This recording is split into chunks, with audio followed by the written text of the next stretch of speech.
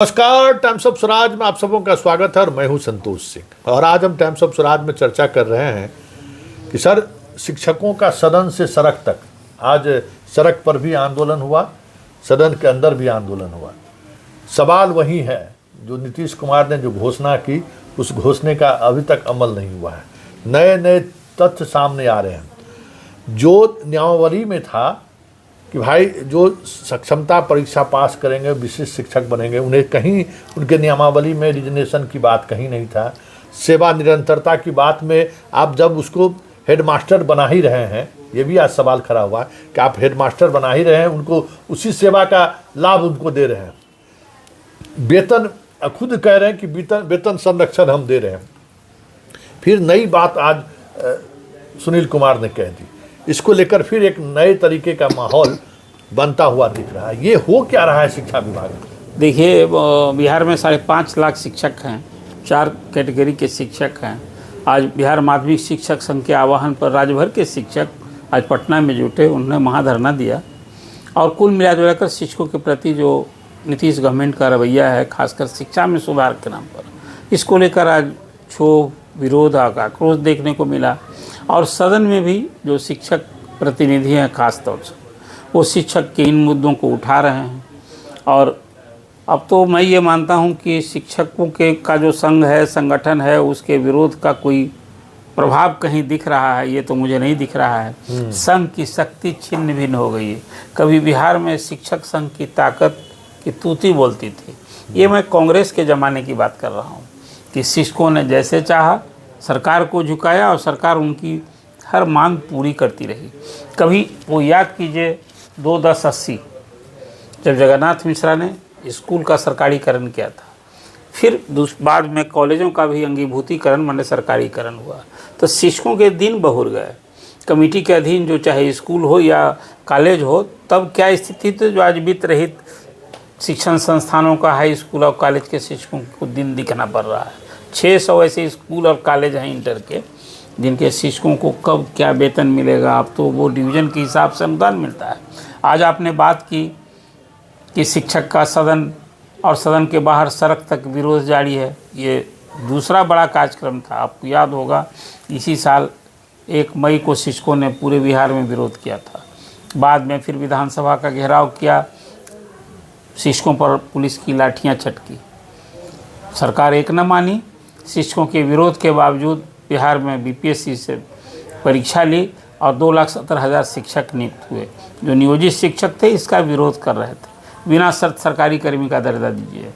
ये नहीं माना गया। उसमें भी 60,000 नियोजित शिक्षकों ने परीक्षा दी और 28,000 बीपीएससी के शिक्षक बन गए। अब उसके बाद सरकार ने कहा, मुख्यमंत्री ने कहा कि एक मामूली सी परीक्षा होगी। अब मामूली परीक्षा लेके सबको हम एक नियमावली बनाई, विशिष्ट शिक्षक बनाएंगे और सरकारी कर्मी का दर्जा। भला कोई परीक्षा मामूली होती है क्या? ये यदि आप कहिए तो मामूली का मतलब तो किसी का नाम, पता और पिता का नाम पूछा। तो ऐसी परीक्षा हुई थी क्या? चलिए, परीक्षा हुई और जिसको कंप्यूटर छुआ नहीं था, वो परीक्षा कैसी हुई वो अब सवाल है। कि जो कंप्यूटर नहीं छुआ था वो कंप्यूटर के माध्यम से परीक्षा देकर पास भी हो गया। और 1,85,000 शिक्षक पहले चरण में पास हो गए। नीतीश कुमार ने उन सबको अभी सबको नियुक्ति पत्र बांट दिया और उस दिन एक बड़ा सौगात भी दे दिया कि भाई हमने नियमावली जो बना रखी है, आपका ट्रांसफ़र फिलहाल नहीं होगा, आप जहाँ पढ़ा रहे हैं वहीं विशिष्ट शिक्षक बनेंगे और वही सरकारी कर्मी का दर्जा मिल जाएगा। यही सवाल आपने उठाया। शिक्षक मुख्यमंत्री की घोषणा के बाद उनके आदेश का इंतज़ार हो रहा है, अब तक आदेश नहीं हुआ। इस बीच यही सभी जो नियोजित शिक्षक थे तभी वो विशिष्ट शिक्षक बने हैं। मतलब उनकी सेवा अभी कोई 15, 17, 18 साल तो है ही ना। सेवा की गणना नहीं हो, जैसे ही विशिष्ट शिक्षक बनेंगे सभी नई नौकरी हो जाएगी। 1 साल प्रोबेशन पीरियड होगा। मुझे नहीं लगता है कि शिक्षकों ने और शिक्षक संगठनों ने कभी ये उम्मीद की होगी कि ये सारी सबकी नौकरी नहीं हो जाएगी, 1 साल सरकारी कर्मियों की तरह प्रोबेशन पीरियड। शिक्षा मंत्री सुनील कुमार ने तो 2 टूक कह दिया कि भाई जो नियोजित शिक्षक हैं वो सरकार के अधीन नहीं काम कर रहे थे। मैं इस तथ्य से, इस तर्क से हैरानी होती है, आखिर नियोजित शिक्षकों को वेतन कहाँ से मिल रहा था, वेतन कौन दे रहा था? क्या पंचायत और नगर निकायों पर सरकार के नियम और कानून नहीं चलते हैं? वहाँ बहाली कैसे हुई? सारे सरकार द्वारा निर्धारित नियम और नॉर्म्स के तहत। हाँ। लेकिन सरकारीकरण जब हुआ था स्कूल और कॉलेज का, तब क्या किसी से परीक्षा ली गई थी? ये सवाल मैं इसलिए कर रहा हूँ कि शिक्षक समुदाय के साथ ये जो आज की नौकरशाही है, नीतीश गवर्नमेंट की मानसिक सोच पर मुझे हैरानी होती है। जो शिक्षक अयोग्य हैं, आप उनकी योग्यता की परीक्षा करके उनको हटा न दीजिए, लेकिन समूह में इस तरह का जो एटीट्यूड है ना, ये मुझे लगता है कि कहीं ना कहीं अब वो सारे नियोजित शिक्षक जिसको अभी आपको कहा कि उस वही योगदान करेंगे, उनको इस्तीफा सबसे लिया जाएगा। बम्पर नियुक्ति, बम्पर ट्रांसफ़र, बम्पर इस्तीफा, ये क्या हो रहा है जो आप सवाल करते हैं? इस शिक्षा में सुधार के लिए इससे शिक्षा में सुधार होगा?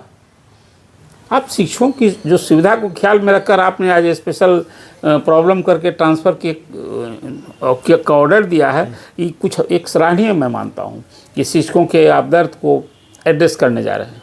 लेकिन जो कुछ एक और एटीट्यूड अपनाए, क्या इसके विकल्प नहीं थे कि जो नियोजित शिक्षक वर्षों से काम कर रहे हैं उनको आप विशेष शिक्षक बन गए, सेवा नियमित है उनकी, सरकारी कर्मी का दर्जा तो एक ऑर्डर से हो जाएगा कि भाई आज की तारीख से जो शिक्षक पास कर गए उस दिन से वो सरकारी कर्मी हो गए, लेकिन उनसे इस्तीफा। ये वही बात हो गई कि जितने बिहार में बोर्ड कॉरपोरेशन है वहाँ एमडी होता है आईएएस, सरकार नियुक्त करती है, कर्मचारी का वेतन देती है। बिजली बोर्ड में आप घाटा में चल रहा है, 15,000 करोड़ अनुदान दे रहे हैं, लेकिन सारे विद्युत वहाँ बोनस देते हैं, वहाँ सब कुछ देते हैं और कहते हैं वो तो विद्युत बोर्ड का कर्मचारी है। फिर सरकार ने आपने एक्सटेंशन काउंटर बना रखा है। अभी सारे 6 नियोजन इकाई में बहाल हुए थे, तो आपकी बहाली प्रक्रिया गलत थी। लेकिन और वो नियोजन इकाई तो आप खुद बनाए थे। यही तो मैं कह रहा हूँ, उसका नियमावली नियम किसने बनाया? लेकिन वो सरकारी कर्मी चुनाव में काम कर रहे थे, तो प्राइवेट आदमी चुनाव कराता है? अब ये बताइए नहीं, ये क्या है? उनका पीएफ नहीं करता था, ईपीएफ करता था। आपने पूरी छानबीन की है उनके। अभी तो 70,000 शिक्षकों की का फोल्डर गायब है, नहीं मिल रहा है। ये किस सिस्टम की विफलता है? सही बात। कुल मिलाकर जो बात आपने कही कि शिक्षकों की अपने हितों की रक्षा के लिए लड़ाई, आज तो अब एक धरना हो गया। अब 1 तारीख को फिर 85,000 शिक्षक जो नियोजित शिक्षक हैं, जो अभी 3 बार तो परीक्षा होनी है, बाकी उसका बाइकआउट करने का, उसकी दूरी बनाने की, उनका भी 1 तारीख को फिर उनकी बैठक पूरे राज्यव्यापी हो रही है। तो शिक्षकों की लड़ाई जारी है और इधर सुधार के उपाय जारी हैं, और कुल मिला करके शिक्षक को अभी तो खाली हाथ कुछ मिला नहीं है। परीक्षा दे रहे हैं, फिर बिहान होकर उनका सरकारी कर्मी का दर्जा के लिए उनका इस्तीफा होना है, यही सब ना हो रहा है। तो अब देखिए आगे क्या क्या होता है शिक्षा के सुधार के नाम पर। आज शिक्षकों को अपनी नौकरी बचाने के लिए सरकार जो जैसे चाहे करना होगा। संगठन की तो दुकानदारी चल रही है संतोष जी, मैं इसको ऐसे मानता हूँ। संगठन आज की तारीख में शिक्षकों के हितों की रक्षा करने में कहीं सफल होता दिख रहा है। बात बड़ी लंबी चौड़ी की जाए। ये सर एक बात तो ये है कि जो ये अब तो सीधा कन्फ्लिक्ट होगा सरकार और शिक्षकों के बीच में, क्योंकि अगर आप विशेष शिक्षक घोषित करते हैं तो आपने कह दिया कि 1 सप्ताह के अंदर आपको रिजाइन देना है, ठीक है। जैसे ही ये बात आएगी, और शिक्षक तो रिजाइन नहीं देंगे, जो टेम्परामेंट उन लोगों का है, मतलब अब तो आमने सामने संघर्ष वाली स्थिति। देखिए मुझे नहीं लगता है कि ये बात जो आप कह रहे हैं, क्या करेंगे शिक्षक, किसके बूते करेंगे, कौन उनके पीठ पर होगा? शिक्षक संगठन का ये विरोध कहाँ काम आया? शिक्षक संगठन ने तो परीक्षा का बहिष्कार करने का आह्वान किया। क्या क्या शिक्षक माने? शिक्षकों ने परीक्षा दी 2 चरणों में। कोई पहले 1,87,000 शिक्षक पास हो गए, दूसरे चरण में भी 65,000 शिक्षक पास हो गए। तो शिक्षक संगठनों के आह्वान पर अब तो 1.5 दर्जन शिक्षक संगठन है, आपस में ऐसी फूट अलग अलग सबका, सोशल इंजीनियरिंग। इसलिए जो बातें आपने कह दी शिक्षकों की इस अहम समस्या के बाद भी शिक्षक को सरकार जैसे कहेगी नौकरी करनी है, नौकरी बचानी है, तो जैसे सरकार कहेगी करना होगा। जो बात आप कह रहे हैं, इसलिए तो मैंने कहा कि सामूहिक नियुक्ति, सामूहिक तबादला, सामूहिक इस्तीफा, सब कुछ शिक्षक को जैसा सरकार कहेगी। तो कह ही रहे हैं शिक्षा मंत्री कि भाई आप तो नियोजन निकाय में काम कर रहे थे, सरकारी कर्मी थोड़े थे। आप जब सरकारी कर्मी बने हैं तो सरकार के नियम मानने होंगे। पहले नियुक्ति है और फिर 1 साल प्रोबेशन। तो जो आपने बात इस्तीफा नहीं देंगे, इस्तीफा करने की बाध्यता है उनकी, तब वेतन मिलेगा। तो कह दिया है कि भाई अब वेतन आपको पहले तो था कि नए स्कूल में मिलेगा जहाँ योगदान करेंगे, इसलिए मैंने कहा कि मुख्यमंत्री की घोषणा के बाद उसके अनुरूप अभी आदेश आना बाकी है। जो मार्ग निर्देशिका जारी हुई थी उसमें तो था बहुत सारी चीज़ ना, कि पंचायत नगर गृह पंचायत से बाहर, गृह अनुमंडल से बाहर, वो सब शिथिल हो गया। तो अब आदेश जो अभी नियोजित शिक्षकों को सक्षमता परीक्षा उत्तीर्ण शिक्षकों के लिए जो मुख्यमंत्री ने घोषणा की है, उस अनुरूप अभी आदेश का इंतजार है। उसमें उसका तो फॉल आउट है कि सरकारी नौकरी होनी है तो इस्तीफा, 1 साल प्रोबेशन, तो सब अब सामने है। तो आप देखना दिलचस्प होगा कि शिक्षक सरकार के इस रवैये पर के साथ खड़े होते हैं या फिर विरोध करते हैं, क्योंकि सरकार ने तो अब तय कर लिया है।